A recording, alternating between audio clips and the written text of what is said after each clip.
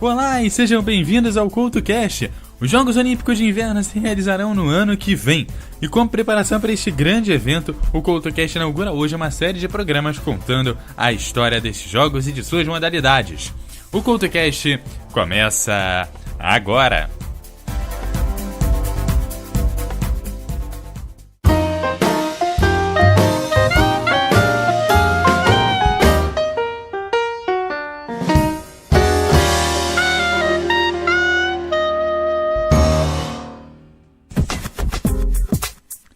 Olá e sejam bem-vindos ao CoutoCast, hoje te contando um pouco da história dos Jogos Olímpicos de Inverno.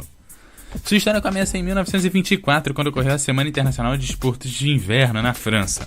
Apenas 2 anos depois, o Comitê Olímpico Internacional, o COI, decidiu dar o estatuto dos Jogos Olímpicos àquela competição, que passaria a acontecer regularmente. No princípio, os Jogos Olímpicos de Verão e de Inverno eram atribuídos ao mesmo país para serem realizados no mesmo ano. Foi assim até a 4ª edição na Alemanha, em 1936. Depois de 2 edições canceladas por causa da Segunda Guerra Mundial, os jogos passaram a ser realizados por países diferentes, mas continuaram a acontecer no mesmo ano. Em 1986, o COI decidiu intercalar os Jogos de Verão e os de Inverno, realizados sempre nos anos pares. Assim, os Jogos de Albertville de 1992 foram seguidos pelos Jogos de Lillehammer de 1994.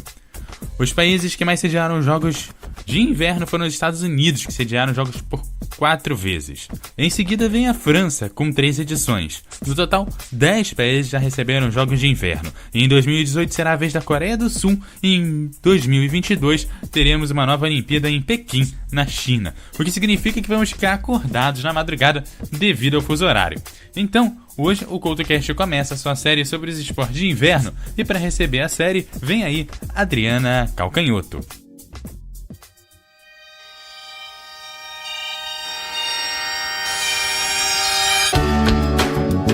No dia em que fui mais feliz, eu vi um avião se espelhar no seu olhar até sumir.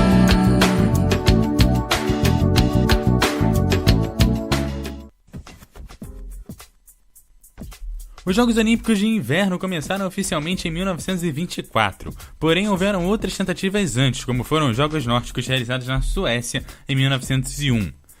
Originalmente organizado pelo general Victor Gustav Balck, os Jogos Nórdicos foram realizados novamente em 1903 e 1905 e em seguida a cada 4 anos. Ele esforçou-se para que os esportes de inverno, e especialmente a patinação artística, fossem incluídos no programa olímpico. Balck não teve sucesso até que os Jogos Olímpicos de Verão de 1908, em Londres, no Reino Unido, contaram com 4 provas de patinação artística, em que Ulrich Solvach, 10 vezes campeão mundial, e Mad Cyrus conquistaram os títulos individuais.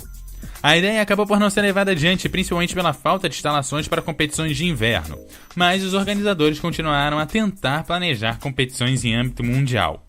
Um exemplo foi a tentativa para os Jogos de Verão de 1916, onde houve até uma organização para que se houvesse uma semana de esportes de inverno, com a patinação de velocidade, a patinação artística, o hóquei no gelo e o esqui nórdico. Mas os Jogos Olímpicos de Verão de 1916 acabaram cancelados após a eclosão da Primeira Guerra Mundial. A primeira Olimpíada após a guerra foram os Jogos de 1920, na Bélgica.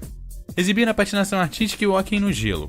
No congresso do COI, realizado no ano seguinte, foi decidido que o país anfitrião dos Jogos Olímpicos de Verão de 1924 teria que organizar também em separado uma Semana Internacional de Esportes de Inverno. Com os Jogos Olímpicos acontecendo em Paris, na França, Chamonix foi escolhida para sediar esta semana de eventos. Os jogos provaram ser um sucesso em que mais de 250 atletas de 16 nações competiram em 16 eventos. Atletas da Finlândia e da Noruega conquistaram 28 medalhas, mais do que o restante das nações participantes juntas. Em 1925, o COI decidiu criar em separado os Jogos Olímpicos de Inverno, e os Jogos de 1924 foram retroativamente designados como os primeiros Jogos Olímpicos de Inverno. Em 1928, os Jogos foram realizados na Suíça, e esta Olimpíada pode ser considerada uma das mais estranhas climaticamente falando, tendo uma cerimônia de abertura realizada sobre uma forte nevasca. No restante, um clima quente desfavorável ao vento foi a regra, fazendo inclusive que os 10.000 metros da patinação em velocidade fossem cancelados naquela ocasião. Saindo do clima ainda para os jogos propriamente ditos, podemos destacar a Noruega, que saiu com a maior medalhista, com 16 medalhas, sendo 6 de ouro, 4 de prata e 5 de bronze. E, falando em Noruega, é aquele país que tem um atleta mais jovem a se tornar campeão da história olímpica. Sonja Henie fez história quando venceu a patinação artística com 15 anos de idade, marca que permanece até os dias de hoje. Os Jogos Olímpicos de Inverno seguintes foram os primeiros a ser realizados fora da Europa. 17 países e 252 atletas participaram.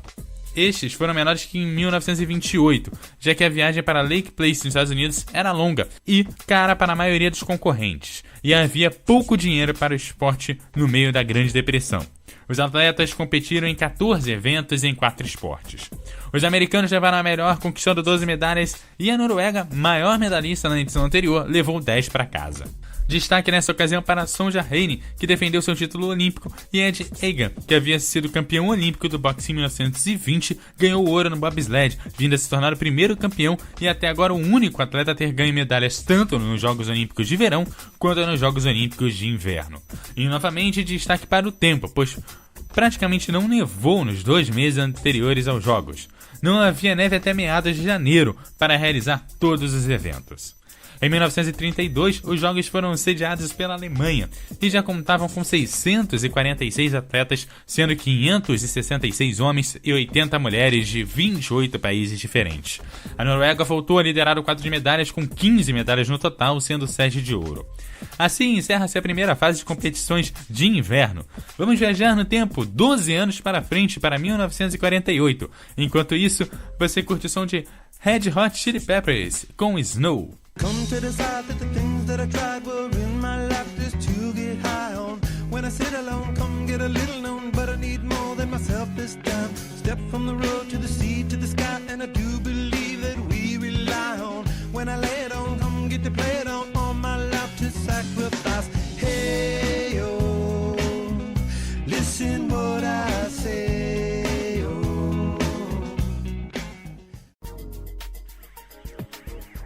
E o CoutoCast continua falando sobre as Olimpíadas de Inverno. Nos anos de 1940 e 1944 não houveram Jogos de Inverno devido à Segunda Guerra Mundial. Porém, com o fim da guerra foi realizada uma nova edição em 1948. St. Moritz foi escolhida para sediar os primeiros Jogos pós-guerra em 1948. Por causa da neutralidade da Suíça, a cidade tinha sido intocada pela Segunda Guerra Mundial. Com a maioria dos locais já haviam sido construídos para os Jogos de 1928, St. Moritz foi uma escolha lógica, vindo a se tornar a primeira cidade a sediar uma Olimpíada de Inverno por 2 vezes. 28 países competiram na Suíça, mas os atletas da Alemanha e do Japão não foram convidados. Os Jogos foram marcados pela controvérsia e roubo. 2 equipes de hóquei dos Estados Unidos tiveram sucesso. Ambas afirmam ser a legítima representante americana no hóquei olímpico. Com a bandeira olímpica apresentada nas Olimpíadas de Antuérpia foi roubada, foi feita uma substituição. Houve paridade sem precedentes nesses jogos, durante o qual 10 países conquistaram medalhas de ouro, mais do que quaisquer jogos até então. A cidade de Oslo, na Noruega, foi convidada para sediar os Jogos Olímpicos de 1952. A chama olímpica foi acesa na areia da casa do pioneiro esquiador Sondre Nordheim. Atletas noruegueses ganharam 17 medalhas e superaram todas as nações no total de medalhas. Eles eram liderados por James Hansen, que ganhou 3 medalhas de ouro em 4 provas na competição de patinação em velocidade. Shiharu Igaya ganhou a primeira medalha dos Jogos Olímpicos de Inverno para o Japão e para o continente asiático quando ficou em 2º lugar no slalom. Depois de não ser capaz de sediar os Jogos em 1944 por causa da guerra, Cortina d'Ampezzo foi escolhida para organizar os Jogos Olímpicos de Inverno de 1956. Na cerimônia de abertura, o último portador da tocha, Guido Caroli, entrou no estádio olímpico em patins de gelo. Como ele patinou ao redor da pista do estádio, pegou seu skate em um cabo e caiu, quase apagando a chama. Ele foi capaz de se recuperar e acender a pira. Estes foram os primeiros Jogos de Inverno a serem televisionados, embora os direitos de televisão não não teriam sido vendidos até a década de 1960 nos Jogos Olímpicos de Roma.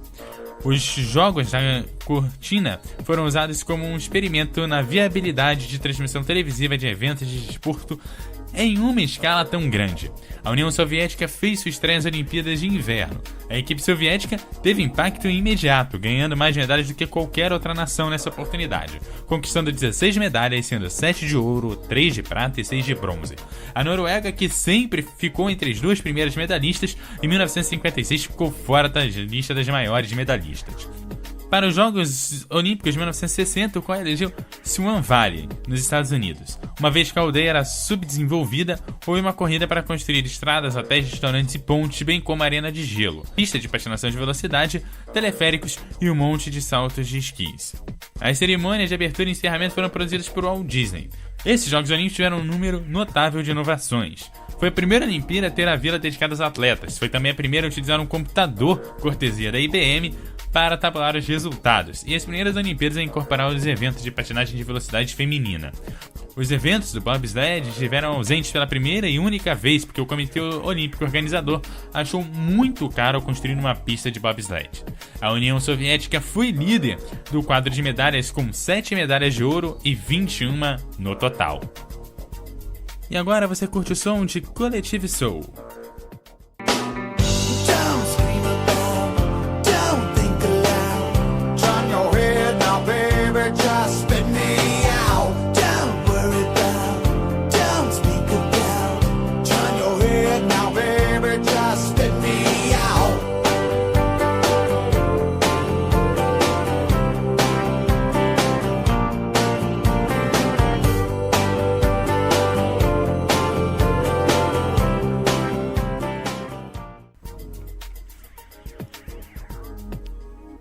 E o CoutoCast segue falando da história das Olimpíadas de Inverno, que nesse momento chega a 1964.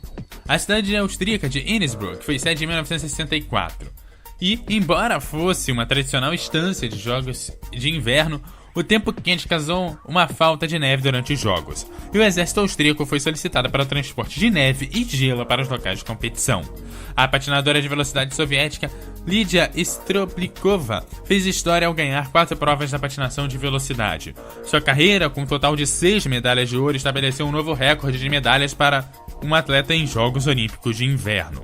A União Soviética novamente foi líder com 25 medalhas, sendo 11 de ouro, seguido pela Áustria com 4 de ouro e 12 no total. E em terceiro temos a Noruega, que havia sumido do quadro de medalhas na edição anterior, conquistando 15 medalhas, sendo 3 de ouro. A Olimpíada de Inverno de 1968, realizada na França, foi a primeira Olimpíada de Inverno a ser transmitida em cores. Havia 37 países e 1.158 atletas competindo em 35 eventos. O francês Jean-Claude Killier se tornou o segundo a vencer todos os rivais nas provas de esqui alpino. Os eventos da televisão começaram a aparecer exatamente nesses jogos. A comissão organizadora vendeu os direitos de televisão por $2 milhões, um aumento significativo sobre o preço de transmissão dos jogos anteriores, que totalizaram $936 mil. Sedes foram distribuídas por grandes distâncias, tendo a necessidade de criar 3 vilas dos atletas nesses jogos. Os organizadores alegaram a necessidade para comandar os avanços tecnológicos. Críticos contestaram, alegando que o esquema era necessário para proporcionar melhores possibilidades para as transmissões de televisão em detrimento dos atletas. Nesta edição, a Noruega volta a liderar o quadro de medalhas com 6 de ouro e 14 no total, seguida da União Soviética com 5 medalhas de ouro e 13 no total. Os Jogos de Inverno de 1972, realizados em Sapporo, no Japão, foram os primeiros sediados fora da América do Norte e da Europa. A questão do profissionalismo se tornou muito polêmica durante esses jogos. 3 dias antes da Olimpíada, o presidente Lukoil ameaçou excluir um grande número de esquiadores alpinos de competir, porque eles participavam de um acampamento de esqui em Mount Mountain, nos Estados Unidos. O presidente Lukoil argumentou que os esquiadores tinham se beneficiado financeiramente de seu estatuto de atletas amadores. Finalmente, apenas um atleta austríaco que ganhou mais do que qualquer outro esquiadores não foi autorizado a competir. O Canadá recusou participar dos torneios de hóquei no gelo de 1972 e 1976 em protesto contra a impossibilidade de utilizar jogadores das ligas profissionais. Francisco Ochoa se tornou o único espanhol a ganhar uma medalha de ouro na Olimpíada de Inverno quando triunfou no slalom. A União Soviética foi líder com 16 medalhas, sendo a metade delas de ouro. Originalmente, os Jogos de Inverno de 1976 foram concedidos a Denver, nos Estados Unidos, mas o aumento de 300% nos custos e preocupações sobre o impacto ambiental levaram a uma rejeição dos moradores do estado do Colorado. Depois de muitas negociações, a Áustria sediou os Jogos. Aqui, pela primeira vez na história, o Bob Stacey e o Lutz compartilharam da mesma pista em Iglitz. Outro destaque foi a conquista da quarta medalha de ouro seguida pela União Soviética no hóquei no gelo. Em 1980, os Jogos Olímpicos de Inverno voltaram para Lake Placid, que havia sediado em 1932 os Jogos de Inverno. O primeiro e até agora único boicote dos Jogos Olímpicos de Inverno ocorreu nos Jogos de 1980, quando a equipe de Taiwan se recusou a participar devido ao fato do COI reconhecer a República Popular da China como membro, e a ilha ser forçada a mudar de nome, bandeira e hino nacional para continuar competindo nos Jogos. O patinador americano Eric Heiden estabeleceu tanto um recorde mundial e olímpico em cada um dos 5 eventos que competiu. Henny Wenzel venceu o slalom e o slalom gigante. Em seu país, o Liechtenstein tornou-se a menor nação a produzir um medalhista de ouro olímpico. No milagre no gelo, a equipe de hóquei americana venceu os favoritos soviéticos e acabaram por conseguir a medalha de ouro. E como foi grande esse milagre de ouro para os americanos. Os quase amadores jogadores de hóquei americano tiveram que jogar contra os ditos soldados soviéticos que tinham a obrigação de levar a medalha para casa. O jogo histórico foi em 22 de fevereiro de 1980, pela primeira rodada da fase final. O primeiro período terminou com um empate em 2-2, sempre com os soviéticos abrindo vantagem. Após o segundo gol americano marcado por Mark Johnson, Timothy se irritou e tirou Triek, substituindo pelo goleiro reserva, Vladimir Mishkin. No segundo período, os soviéticos abriram 3-2. Johnson marcaria seu segundo gol e empataria no terceiro período em 3-3. 2 minutos depois, a 10 minutos do fim, o capitão Mike Eruzione, um jogador apenas mediano, marcou o gol da vitória americana. A cena de Eruzione comemorando o gol é famosa. Ainda havia 10 minutos de jogo para segurar. Os olhares de jogadores e torcida dividiram-se entre o cronômetro e o goleiro americano Jim Craig, um dos principais responsáveis pela vitória no ringue. Craig parou 36 de 39 chutes soviéticos, incluindo 9 no terceiro período.